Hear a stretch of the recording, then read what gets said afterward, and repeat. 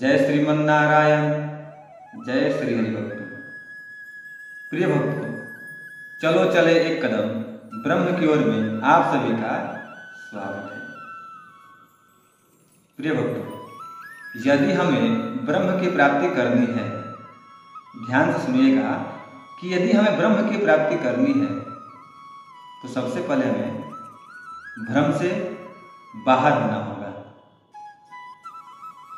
क्योंकि जब तक हमारे मस्तिष्क में भ्रम रहेगा तब तक हम ब्रह्म को प्राप्त नहीं कर पाएंगे।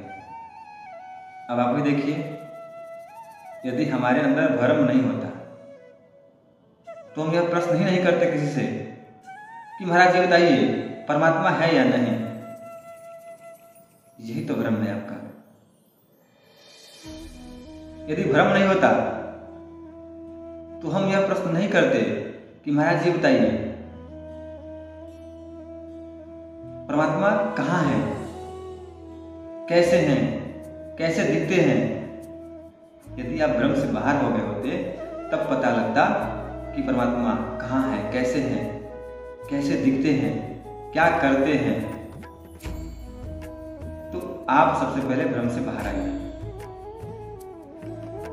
और मैं प्रयास कर रहा हूं कि मैं जैसे जैसे भ्रम से बाहर होता हुआ चलूं, वैसे वैसे आप सभी को भ्रम से बाहर लेके चलूं। बस आप सभी मेरा साथ दीजिए। और हाँ, यदि भ्रम से बाहर करते हुए किसी प्रकार की त्रुटि हो जाए तो मुझे बालक समझ करके क्षमा कर दीजिएगा। तो यह जो भ्रम हमारे मन में चलता रहता है, इस भ्रम को दूर करने के लिए मैं अथक प्रयास कर रहा हूं।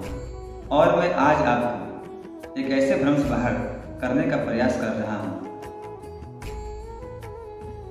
जिस भ्रम से यदि आप बाहर हो जाएं तो मेरा विश्वास मानिए कि आप यह प्रश्न कभी नहीं करेंगे कि परमात्मा कहाँ है, दिखते कैसे हैं, करते क्या हैं। परमात्मा को आपको ढूंढने की आवश्यकता नहीं पड़ेगी, अभी तो परमात्मा ही आपको ढूंढ लेंगे। तो कौन सा भ्रम है, कैसा भ्रम है जिससे मैं आप सभी को बाहर निकालने का प्रयास कर रहा हूं। तो ध्यानपूर्वक सुनिए। प्रिय भक्तों, एक ऐसी प्रार्थना है जिस प्रार्थना के अंदर ही वो भ्रम छिपा हुआ है।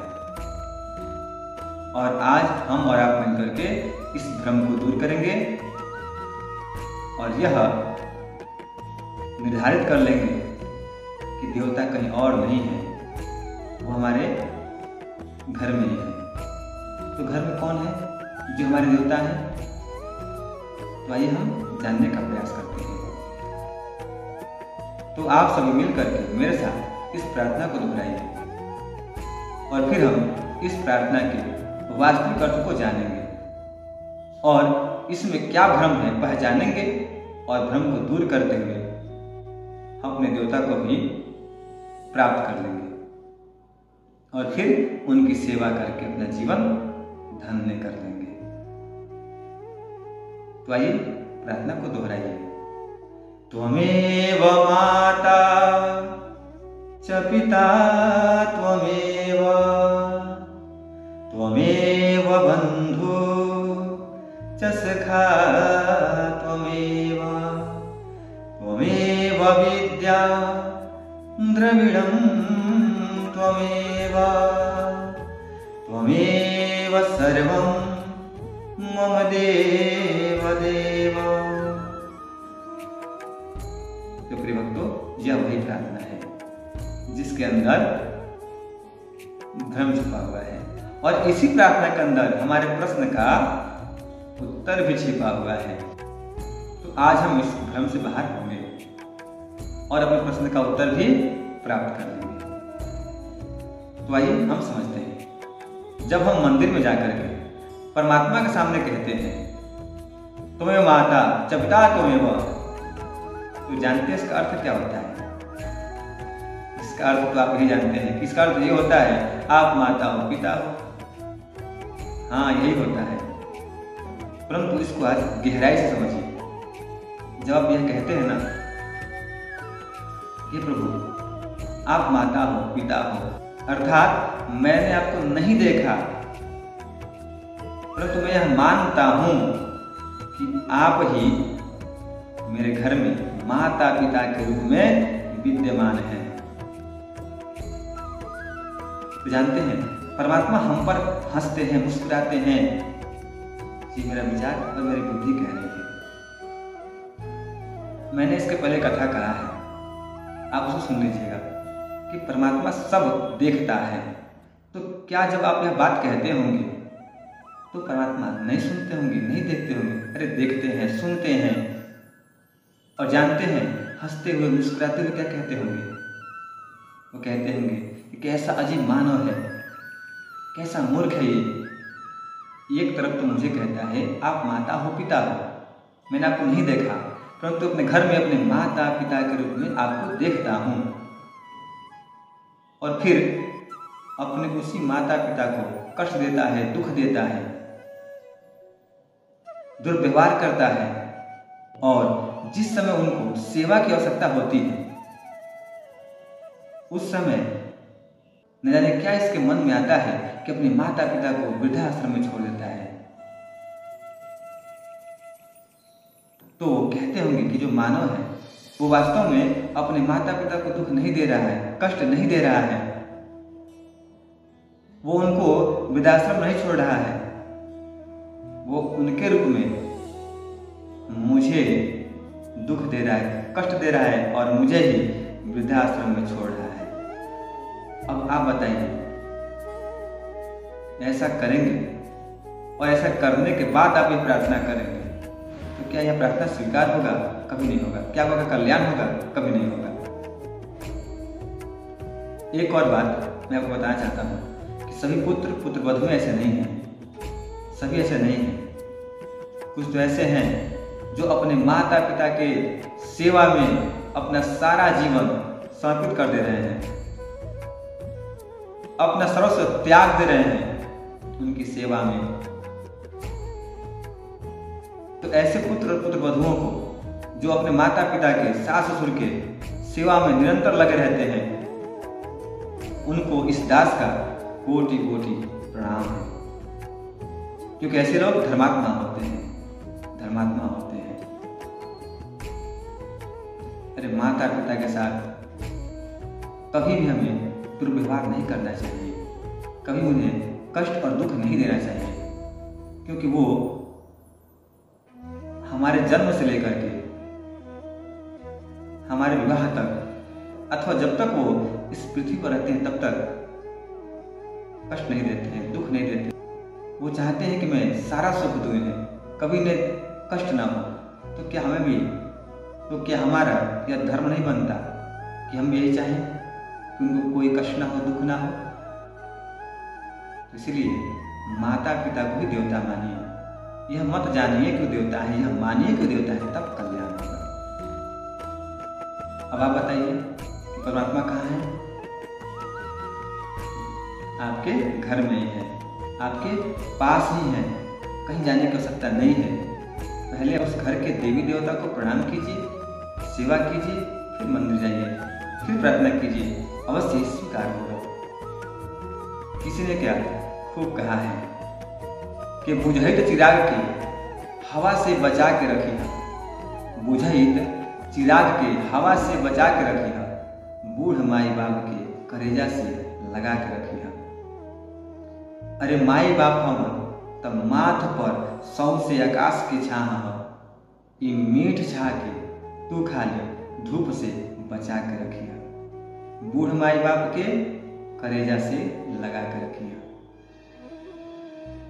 तो यहाँ एक बात समझिएगा, जो यहाँ चिराग की बात आई है, दीपक की बात आई है कि बुझैत चिराग की, अर्थात जब हवा चलता है तो क्या होता है कि दीपक बुझने के कगार पर होता है, तो हम क्या करते हैं, उसे बचाते हैं कि बुझ ना पाए, कि बुझने ना पाए। वैसे ही हमारे माता पिता होते हैं, जब वो बूढ़े हो चलते हैं, बूढ़े हो जाते हैं, तो वो भी एक दीपक की तरह होते हैं। कब बुझ जाएंगे कुछ नहीं कहा जा सकता।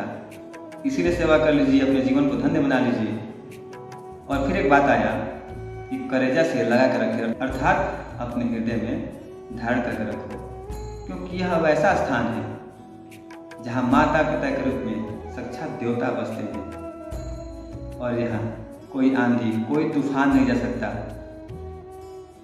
अरे यमराज को भी जाने में सोचना पड़ेगा कि ऐसा पवित्र स्थान होता है, परंतु हम पुत्र ऐसा नहीं कर पाते।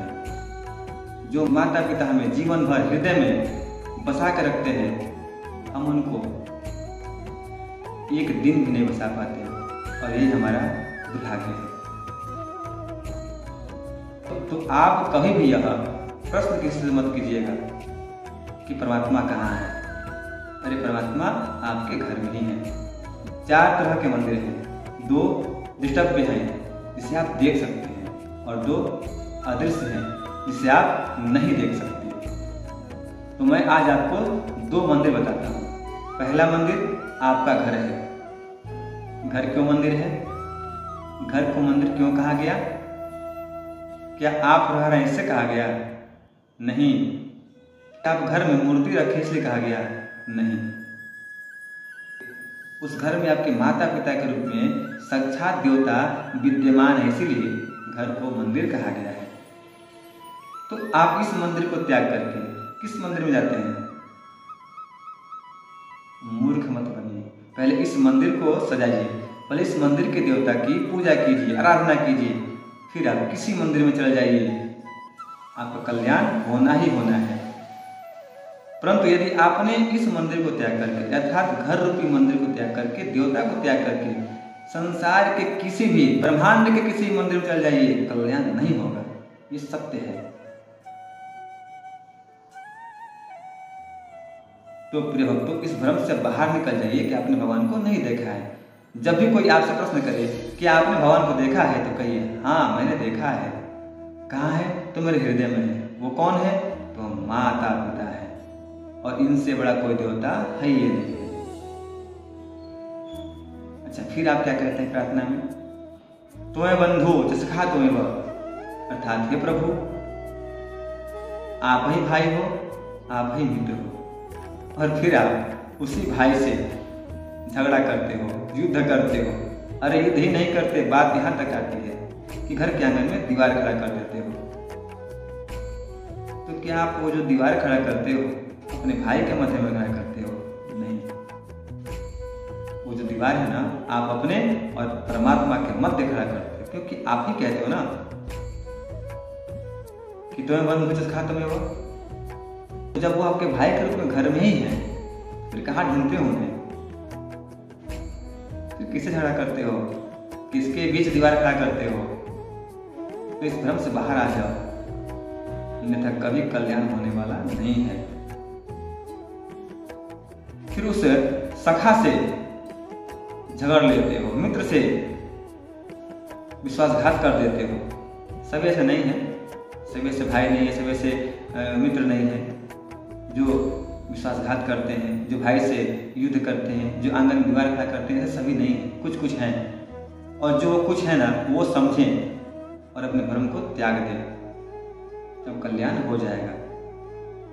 तो जिस भाई से आप झगड़ा करते हो, जिस मित्र से विश्वासघात करते हो, यह समझ करके कोई मेरा भाई है, वो मेरा मित्र है, तो ऐसा मत करना। क्यों? क्योंकि आप उनसे नहीं, परमात्मा से युद्ध करते हो, परमात्मा से विश्वासघात करते हो, तो तुम्हारा कभी कल्याण नहीं होगा। फिर आप कहते हो तुम्हें विद्या द्रविड़म त्वमेव, आप ही ज्ञान हो और आप ही धन दौलत हो। क्या ही फायदा ऐसे ज्ञान का? इस ज्ञान से न आपका कल्याण होता है न दूसरों का कल्याण होता है। फिर ऐसे ज्ञान का क्या लाभ? अर्थात आप भगवान को तो मानते हो कि आप विद्या हो, आप धन हो, पर भ्रम के कारण आप इसे धारण नहीं कर पाते। यदि आप धारण कर लेते तब समझ में आता। फिर कहते हो तमेव सर्वम मम देव देव, आप सब कुछ हो, सब कुछ समझते हो ना। सृष्टि में जो कुछ है सब कुछ वही है, जीव हो, जंतु हो, चाहे ब्रह्मांड में कुछ भी हो। आप क्या कहते हो? तमेव सर्वम, आप सब कुछ हो। तो आप सभी के साथ प्रेम से क्यों नहीं रहते? आप सभी को राम में क्यों नहीं देखते? क्योंकि सिर्फ आप जानते हो, मानते नहीं हो। और मैं प्रयास कर रहा हूं कि आप जाने भी और माने भी। तो ऐसे प्रार्थना को करने से क्या फायदा जिस प्रार्थना का अर्थ आप न समझते हो और समझते हुए भी आप अनजान हो। परंतु मुझे विश्वास है कि आज आप इस प्रार्थना के अर्थ को भली भांति समझ गए होंगे। यदि समझ गए हैं तो कृपया करके प्रभु की भक्ति कीजिए, माता पिता की सेवा कीजिए, भाइयों से प्रेम कीजिए, तब जाके आपका कल्याण हो जाएगा। इसमें कोई संदेह नहीं है। प्रिय भक्तों, जितनी मेरी बुद्धि थी, जितना मैं भ्रम से बाहर निकल पाया हूँ, मैंने प्रयास किया है कि आप सभी को भ्रम से बाहर निकाल सकूं। और मेरा विश्वास है कि मैंने भ्रम से बाहर अवश्य निकाल दिया होगा। अब आगे परमात्मा जाने कि मैंने कितना भ्रम से बाहर आपको निकाला है। तो प्रिय भक्तों, हम सब मिलते हैं अगली कथा में एक नए भ्रम को लेकर के। तब तक के लिए जय श्रीमन नारायण, जय श्री राम।